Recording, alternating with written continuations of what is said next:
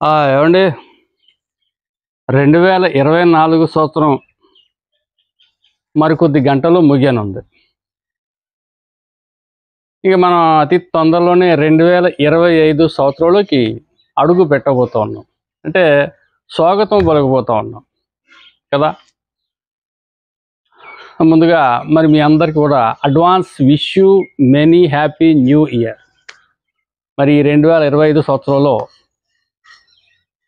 నా channel subscribe చేసుకున్న వాళ్ళే కావచ్చు, వ్యూయర్స్ కావచ్చు, కామెంట్లు బ్యాడ్ ఆర్ పాజిటివ్ కామెంట్లు పెట్టేవాళ్ళు కావచ్చు, లైకులు కొట్టేవాళ్ళు కావచ్చు, డిస్లైక్ కొట్టేవాళ్ళు కావచ్చు, నన్ను అభిమానించే వాళ్ళు కావచ్చు, నా మేలు కోరేవాళ్ళు కావచ్చు, నా కీడు కోలేవారు కావచ్చు, ఎవరైనా సరే అందరూ కూడా 25 సంవత్సరంలో విజయం సాధించాలని, భగవంతుడు మీకు ఆయు ఆరోగ్యాలు ప్రసాదించాలని, మీ వృత్తి వ్యాపారాల్లో లేకపోతే మీ ఎడ్యుకేషన్లో ప్రగతి పదంలో మీరు ముందుకు పోవాలని మనస్ఫూర్తిగా నేను భగవంతుడిని కోరుకుంటున్నాను. ఇకపోతే విషయానికి వస్తే, ప్రతి సంవత్సరం కొత్త సంవత్సరం వచ్చేసరికి మనం ఎప్పుడూ కూడా, నేను కూడా కొన్ని అనుకుంటాం. ఈ సంవత్సరంలో ఇది సాధించాలి, ఈ సంవత్సరంలో ఇది చేసాం, ఈ సంవత్సరంలో ఇది ఇక్కడ ఫెయిల్ అయ్యాం, ఆ సంవత్సరంలో అది చేయకూడదు, అక్కడ ఫెయిల్ అవ్వకూడదు, ఈ సంవత్సరంలో దీన్ని ఇలా చేసుకోవాలి, దాన్ని అలా చేసుకోవాలి అని చెప్పేసి మనం డిసెంబర్ 15 నుంచి ఆ ఇంటెన్షన్ స్టార్ట్ చేసుకుంటాం. జనవరి మహా అంటే ఇంకో 10 రోజులు మెయింటైన్ చేస్తాం, తర్వాత మర్చిపోతాం. చాలామంది చేసే తప్పులు ఇవే. కానీ ఈ తప్పులు చేయకుండా ఎప్పటికప్పుడు అనుకున్నట్టు చేసేవాడే సక్సెస్ సాధిస్తున్నాడు.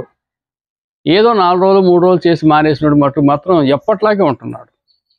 మళ్ళీ ఈ రెండింగ్ వస్తుంది, మళ్ళీ అనుకుంటున్నాడు, మళ్ళీ మొదలు పెడుతున్నాడు, మళ్ళీ వదిలేస్తున్నాడు కదా. ఇదే జరుగుతుంది. కానీ ఈ సందర్భంగా నాకు తెలిసినటువంటి, మేము ఈనాడులో చేసినప్పుడు నేర్చుకున్న పాఠాలు కావచ్చు, జర్నలిజం స్కూల్లో నేర్చుకున్న పాఠాలు కావచ్చు, నా జీవిత పాఠాలు కావచ్చు, ఏదైనా సరే కొన్ని విషయాలు నేను చెప్పాలనుకుంటున్నాను. 2024లో మనం కొన్ని సక్సెస్ సాధించి ఉంటాం. లైఫ్లో కొన్ని విషయాల్లో విజయం సాధించి ఉంటాం. వ్యాపారం కావచ్చు, ఉద్యోగం కావచ్చు, ప్రొఫెషనల్ ఏదైనా కావచ్చు, సినీ రంగం కావచ్చు, లేకపోతే వ్యవసాయ రంగం కావచ్చు, ఏదైనా సరే ఈ చిన్న సక్సెస్ మనం సాధించాం కదా.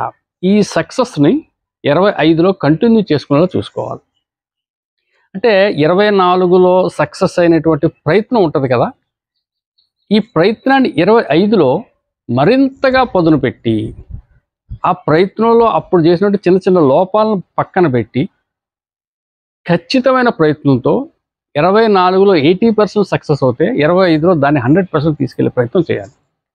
First of all. 2, 24లో కొన్ని తప్పులు చేస్తాం, తెలుసో తెలియకో పొరపాట్లు చేస్తాం. వాటిని మళ్ళీ చేయకుండా 25లో మనం చూసుకోవాలి. ఇవి 2 చేసుకోవాలి. ఇంకోటి ఏంటంటే, 25లో మనకి టార్గెట్ ఏదైతే ఉందో, ఉదాహరణకి మన బిజినెస్ ఓ 10 లక్షల టర్న్ ఓవర్ ఉందనుకోండి, దాన్ని ₹1,00,00,000 చేయాలనే టార్గెట్ మనం పెట్టుకున్నాం అనుకోండి, అది మనం రాసుకోవాలి. అలాగే మనం ప్రొఫెషనల్గా, ఉదాహరణకు ఒక యూట్యూబర్గా, ఏదో మనం ఇన్స్టాలో ఏదో వినోదం విందు చేస్తున్నాం అనుకో, దీన్ని మనం సినిమా రంగానికి వెళ్ళాలనుకున్నాం అనుకోండి, ఆ టార్గెట్ మనం రాసుకోవాలి. అలాగే మనం సివిల్స్కి వెళ్ళి గ్రూప్ 1కి వెళ్ళాలి, మనం క్లాస్ 4 ఎంప్లాయీగా ఉన్నాం, గ్రూప్ 1కి వెళ్ళాలి అనుకోండి, అది కూడా మనం రాసుకోవాలి. ఇవి రాసుకున్న ఈ టార్గెట్ని, ఉదాహరణకి మీకు వ్యాపార రంగం చెప్తాను. ₹1,00,00,000 టర్న్ ఓవర్ చేయాలని మనం రాసుకున్నప్పుడు, ఆ ₹1,00,00,000 టర్న్ ఓవర్ని మనం ఒకేసారి ₹1,00,00,000 చేయలేం కదా. ఇప్పుడు 10 లక్షల్లో ఉన్నాం, ₹1,00,00,000కి వెళ్ళాలంటే ఇంకొంచెం ఎదగాలి. కాబట్టి దాన్ని మనం ఏం చేస్తాం, బిట్టు కింద తీసుకోవాలి.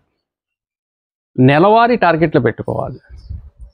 జనవరిలో 10 లక్షలు, ఫిబ్రవరిలో 20 లక్షలు, మార్చిలో 30 లక్షలు, ఇలాగా దాన్ని ముక్కల కింద రాసుకుని చిన్న అంచెలంచెలుగా ఎదగటువంటి అదే ఆ టార్గెట్ కూడా మన బుక్లో రాసుకోవాలి. అదేవిధంగా వ్యాపారం కావచ్చు, ఉద్యోగం కావచ్చు, మరి ఏ రంగంలో మనం ఉన్నా కానీ ఆ రంగంలో మనకున్నటువంటి టార్గెట్ని, పెద్ద టార్గెట్ని చిన్న టార్గెట్ కింద విడదీసుకుని నెలవారీ టార్గెట్ కింద మనం పెట్టుకోవాలి. ఆ నెలవారీ టార్గెట్నే మళ్ళీ రోజువారీ టార్గెట్ కింద పెట్టుకోవాలి. ఈ నెలలో మన టార్గెట్ 30 లక్షలు అనుకున్నాం. ఈరోజు అందులో భాగంగా ఈరోజు ఎంత అవ్వాలి? 30,000 అవ్వాలి. అయ్యిందా లేదా? ఇది మనం రివ్యూ, ఎవ్రీడే రివ్యూ చేసుకోవాలి. ఇవన్నీ మనం చెయ్యాలి అంటే మన మైండ్ ఫ్రెష్గా ఉండాలి. మన మైండ్ ఫోకస్ ఎప్పుడు మన టార్గెట్ మీదే ఉండాలి. అంటే మనం చేయవలసినటువంటి ఫండమెంటల్ సూత్రం ఏంటో చెప్పనా మీకు? ఎర్లీ మార్నింగ్ లేకటం అలవాటు చేసుకోవాలి. ఈ మధ్య కాలంలో అందరూ కూడా పూర్వం ఒక 5-6 సంవత్సరాల క్రితం చూస్తే ఎర్లీ మార్నింగ్ లేచేవారు, వాకింగ్లు, యోగాలు అవి బాగా చేసేవారు. కానీ ఇప్పుడు కూడా ఎర్లీ మార్నింగ్ లెగుస్తున్నారు అందరూ కూడా. లేకటంలో టైం ఎక్కడ తేడా రాలేదు. అదే టైం 4:30కి లేచాడు, 4:30కి 5కి లేచాడు, 5కి లెగుస్తున్నాడు, కానీ మంచం దిగట్లేదు. ఆడ మంచం మీద ఉండి ఈ దిక్కుమాలి సోషల్ మీడియా వచ్చింది కదా, ఇందులో ఆ రీల్స్ చూసుకుంటూ కూర్చొని 7 గంటలకు 7:30 మంచం దిగుతున్నాడు. అలా కాదు. ఎర్లీ మార్నింగ్ లేచిన వెంటనే బ్రష్ చేసుకుని ఒక 1/2 లీటర్ హాట్ వాటర్ తాగి వాకింగ్ వెళ్ళిపోండి.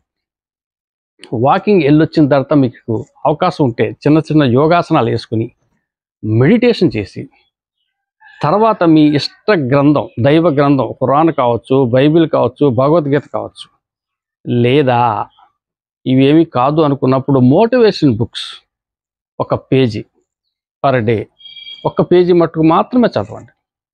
ఆ తర్వాత మీ పనులు మీరు చేసుకోండి. మీకు అప్పుడు మైండ్ చాలా ఫ్రెష్ అయిపోతుంది. మీరు చేసే వృత్తి మీద ఫోకస్ పెరిగిపోతుంది. బ్రహ్మాండ ఇతరత్ర ఆలోచనలు మీకు ఉండవు.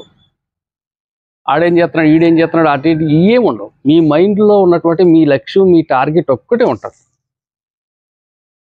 ఇందులోనే హెల్త్ ఉంటుంది, ఇందులోనే వెల్త్ ఉంటుంది, అన్నీ ఉంటాయి. అది అయిపోయిన తర్వాత మీరు బయటికి వెళ్ళిన తర్వాత లంచ్ టయానికి భోంచేయడం అలవాటు చేసుకోండి. 1 గంట అంటే 1 గంట తినాలి టైం. చాలామంది నేను చూస్తూ ఉంటాను 3, 4, 5 అయిపోతుంది. సాఫ్ట్వేర్లో కొంతమంది చూస్తున్నాను నేను. పనిలో పడిపోయి వాళ్ళు భోజనం టైం మర్చిపోతున్నారు. మన బతికే తిండి కోసమే కదా, మన సంపాదన అంతా కూడా పూట భోజనం కోసం. దాన్ని మర్చిపోతే ఎలాగా? ఇప్పుడు ఏమవుతుంది, ఇలా చేసుకోవటం వల్ల 3 4 కొంతకాలానికి ఆరోగ్యం మీద ప్రభావం చూపుతుంది. ఆ తర్వాత ఈ ఆరోగ్యం రావాలన్నా కానీ ఆ తరం కాదు. అందుకే అంటున్నారు, రోగి కాకముందే ఆరోగ్యం విలువ తెలుసుకో అని చెప్పేసి. రోగి కాకముందే తెలుసుకోవాలి దాని విలువ. ఆ రోగిష్టుడు అయిపోయిన తర్వాత ఏం చేయాలి? షుగర్ వచ్చిన తర్వాత ఆడ తరం కాదు. షుగర్ రాకముందే తెలుసుకోవాలి, షుగర్ రాకుండా చేసుకోవాలి. బీపీ రాకముందే బీపీ రాకుండా చేసుకోవాలి. So timely food. మనం బయట ఎక్కడ తిరిగినా మార్నింగ్ 8:30కి స్టార్ట్ అయినా, ఇంట్లో 8కి స్టార్ట్ అయినా, ఈవినింగ్ 6:30 కల్లా ఇంటికి వచ్చే కార్యక్రమం చేసుకోండి. 6:30కి ఇంటికి వచ్చేస్తే ఆ తర్వాత అంతా ఫ్యామిలీయే.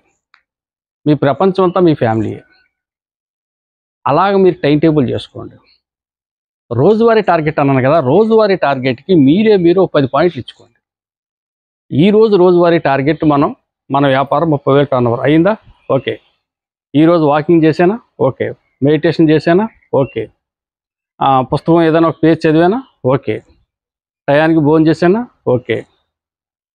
నా టీంతో మంచి వర్క్ చేయించానా? ఓకే. నా కస్టమర్స్ని సాటిస్ఫై చేశానా? ఓకే. ఇవన్నిటి కూడా ఒక 10 పాయింట్లు మీరు పెట్టుకోండి. 10కి 10 ఆ రోజు వస్తుందంటే ఆ రోజు మీకు సక్సెస్ అయినట్టే. ఇలా 30 రోజులు 30 పదులు మార్కులు వచ్చి సక్సెస్ రేట్ వెళ్తే 2025లో మీరు అనుకున్న టార్గెట్ డెఫినెట్గా మీరు రీచ్ అయిపోతారు. అందులో ఏమీ అనుమానం లేదు. సో ఇవన్నీ మనం ఒక డైరీ రూపంలో పెట్టుకుని ప్రతిదీ మనం రాసుకోవాలి. సక్సెస్ రాసుకోవాలి, ఫెయిల్యూర్ రాసుకోవాలి. ఎప్పటికప్పుడు రాసుకున్నవి మనం రివ్యూ చేసుకుంటూ ఉండాలి.